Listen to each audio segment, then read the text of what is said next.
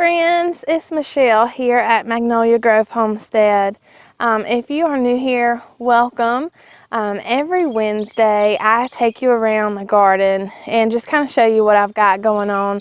A little background, I am on a small homestead right now. We have just under 2 acres and we're just getting started. We've only been here about 8 or 9 months, and so we've gotten some raised beds started. We've got some vertical gardening things going, and we've got containers that we also grow things in.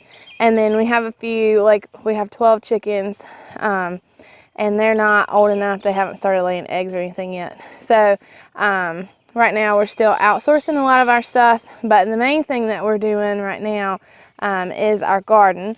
So it is the beginning of June, and every Wednesday I go around and take you around the garden and just kind of show you what we've got going on, do a little tour.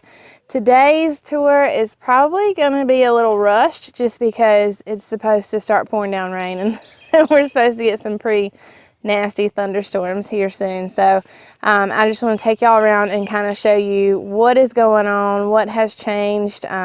I've removed some stuff, planted some stuff, so let's get going. The first thing I want to show you is this green stalk. So this is the 5-tier green stalk, and these cherry tomatoes, do y'all see all those? Like, this plant is just loaded with clusters of tomatoes. It's doing so good. These here, look, we've got little baby green beans. These were the green stalk green beans that they sent a pack of when I ordered my planter. And these support rings here, I've just been coming out and just trying to train these beans around these support rings so that they won't get too wild and out of hand. Look at that.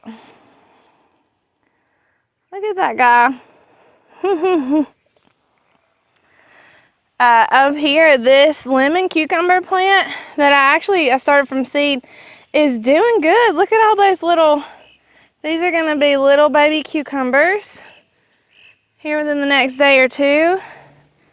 Down here, we have the Henderson bush lima beans. Look. How adorable. If y'all want to see something cute, just find some baby beans. There's another, I don't know what kind of tomato plant this is. I'm assuming it's likely a cherry or grape variety because those are some pretty small tomatoes. Down here, here's more cherry tomatoes. Hey, Mr. B. Mr. B likes to photobomb my videos here lately. But it's okay, I just let him do his thing. Over here in this bed, this is a row of okra, this is all potatoes, and this is all corn. The potatoes, the foliage is starting to die back. You can see some of that doesn't look that great, and actually when you get to the bottom, it's like yellowing. That means that it's almost time to start harvesting potatoes, which is perfect because I can harvest potatoes, and some of them might not be that big, but that's okay because I like the little small potatoes anyway. So I can harvest potatoes, clean that bed out, and plant something else there. So that's actually quite perfect. Here is the blueberry bush that I got from Stark Brothers. Duke blueberry, still looking good, going strong. And here are the raspberries that I got from Stark Brothers. This one is putting off leaves. These two aren't really doing anything yet. And then this planter here,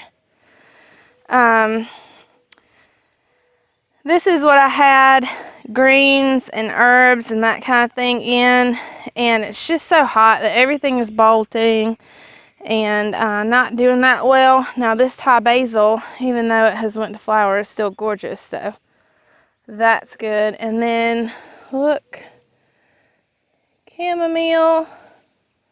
So all those little flowers, I don't know a whole lot about it, never grown it before, but apparently I can take those flowers and put them in tea and they're really, really good for you. So this chamomile, even down here, has blooms. So that's exciting. That gets to be a new experience for me. Up here, these are golden beets, and they're doing okay in here. And then, of course, my favorite, this variegated sage. I just think that is so gorgeous. And then oregano. The oregano still looks good. Everything else in there, though, is just kind of blah.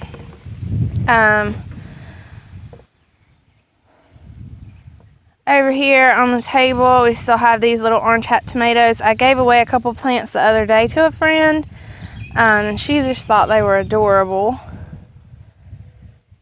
So they're putting off a lot of tomatoes to be that little. Like, this is as big as they will get. I feel like this is the biggest one, and that's as tall as they'll get. I got those seeds from Baker Creek, if y'all were wondering where I got them. And every single seed germinated. And so I planted 10. I got 10 plants, and I've started giving some away. I've got some more to give away. Y'all, I just seen something cool. Boom. First tomatoes of the season. That makes me so stinking happy, y'all. This is the Candyland tomato plant that I purchased from Lowe's because I didn't think my tomatoes were gonna do anything. And if you can see that plant, I mean, the leaves don't look great. I think that this kind of plant is very susceptible to disease. It's the only tomato plant I have that looks like this.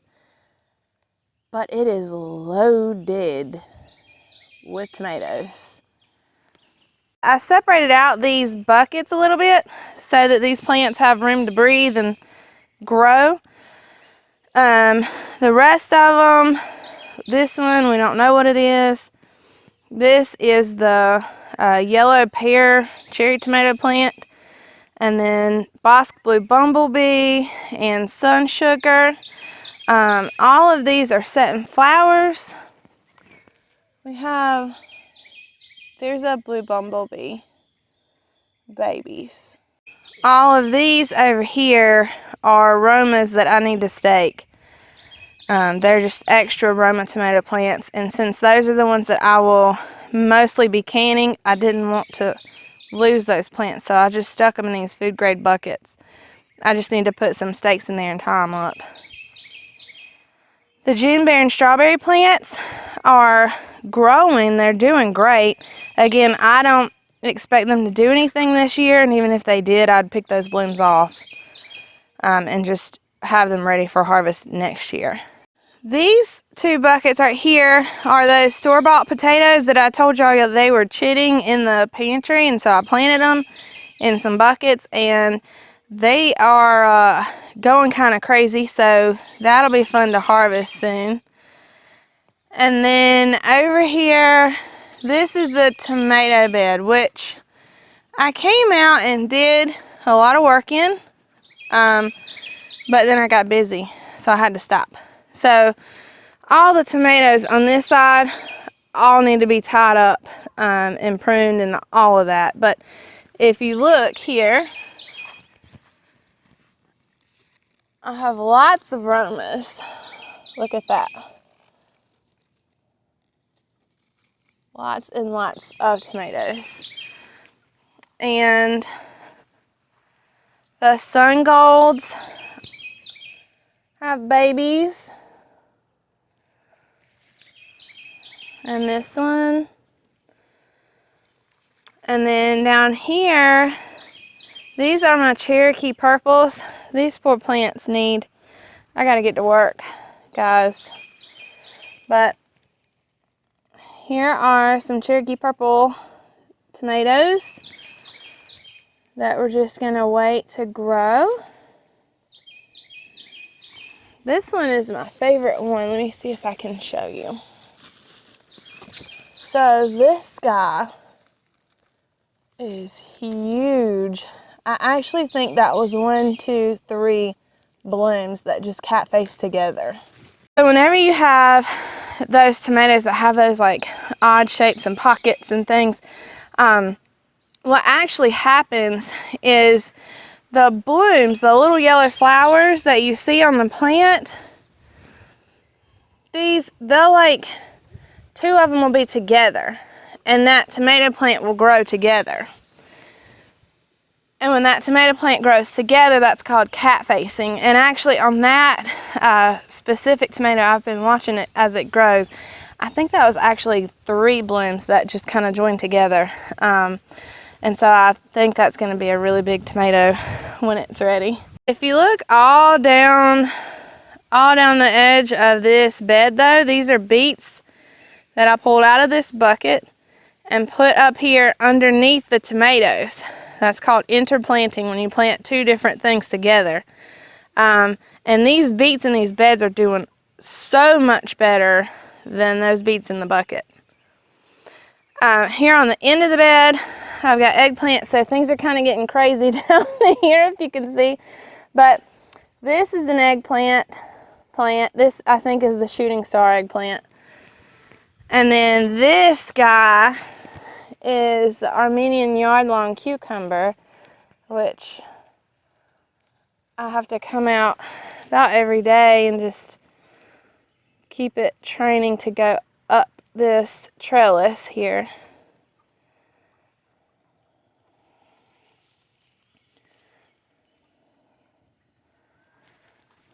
This thing is gonna be huge, I got a feeling. I've never grown these before, but I'm very excited about them. And then this guy right here, this is my little finger eggplant. Look, see in there? It got a lot of pest damage when it was smaller, but it has recovered and pulled through, so I'm excited about that. Down here, this is the basil. And then if you look on this side of the tomato bed, all along the outside of this bed, I came in and sowed golden beet seeds, and some of them are starting to come up now, which is exciting. Actually, a lot of them are. There's going to be a lot of beets in through here. And then these tomatoes all along here, they're all heirloom variety tomatoes. They're all going to get pretty big. But I came in and did a whole lot of work with them over the weekend and tied them all up. Trying to see if we have any babies to show you. Right here we have some black creme babies. Look at that. These little guys.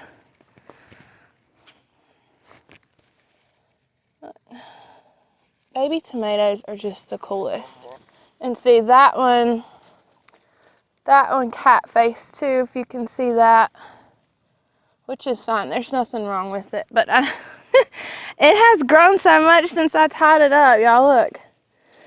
I need to come back out. It's just so big I can't keep up. This here is the pineapple basil, which I told y'all I'm completely addicted to putting basil in my water now. Over here at the end of the tomato bed are the yellow squash. And I'm trying to find, I found baby eggs. There we go. I want to show y'all what squash bug eggs look like. Y'all see that?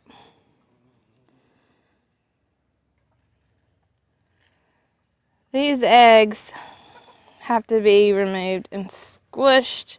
I'm trying to figure out a better way of removing those eggs, because I feel like every time I've seen other people just take their finger and like scrape across the plant and get the eggs off and squish them. But I feel like every time I do that, I rip the leaves, and I don't know if that's a good or bad thing or if it really matters at all. So I'm trying to think through a different way of doing that. Somebody said that you can go through and sow radishes around your squash and zucchini plants, and that they will deter the squash bugs. So since I'm down here in the south and we get a lot of squash bugs, I might come in and try to do that in the next day or two. But there are a ton of little blooming squash here, so I'll just show you those. So if you've never grown squash before, if you see that yellow flower, that's a bloom. Those are edible, and a lot of chefs really like to use those. However, if you leave the blooms alone, they grow into these little squash. And these plants are just absolutely loaded with squash.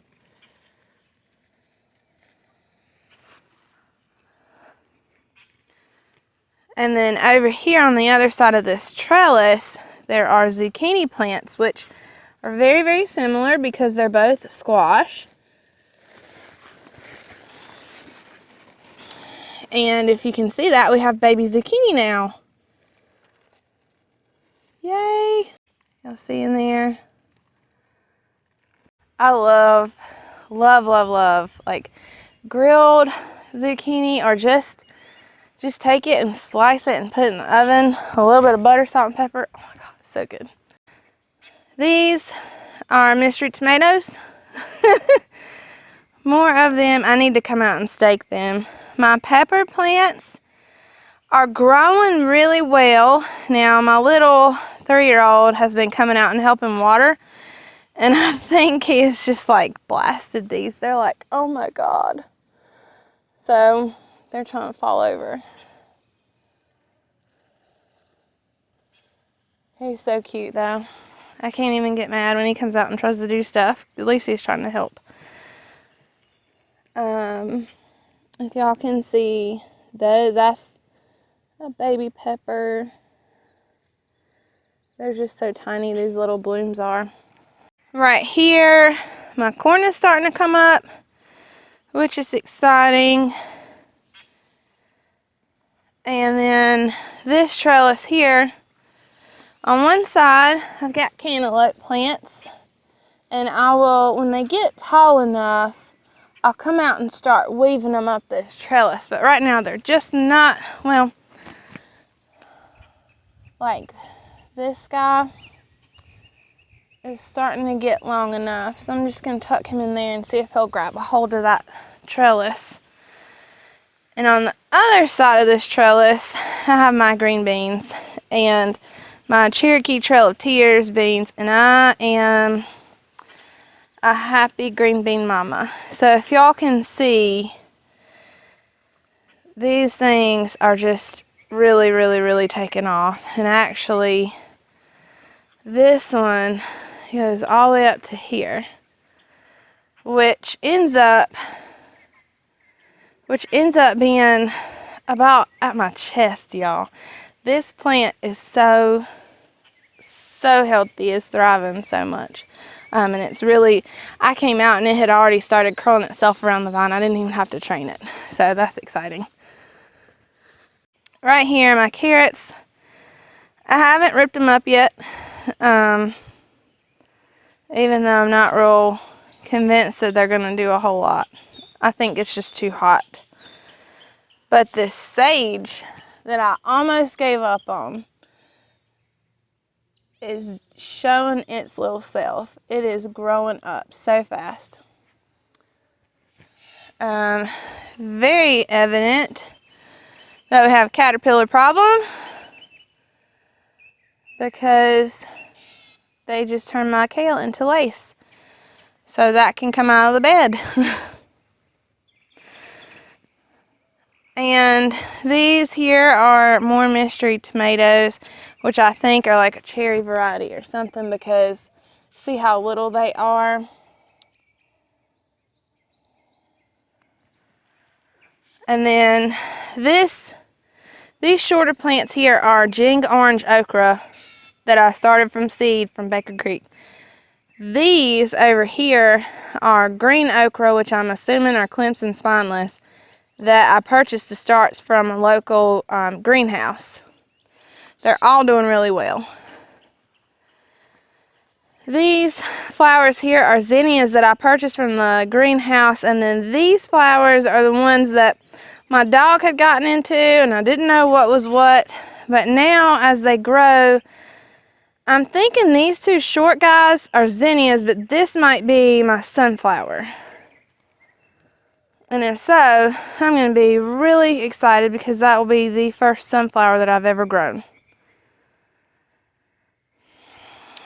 Over here, on this side of this trellis, I just sowed cosmos, seashell cosmos. And then in this bed that will go over to the same trellis, these are Russian pickling cucumbers, which are all doing really well. And again, when they start getting longer, I'll come out and make sure that they are going up the trellis. Well guys, I think that's it for this week's garden tour. I'm really excited about how everything is going. Everything is really taking off. You'll notice from my previous videos, I did rip out the peas. They were all brown, not doing anything. What they did have were like little tiny things that were dried up.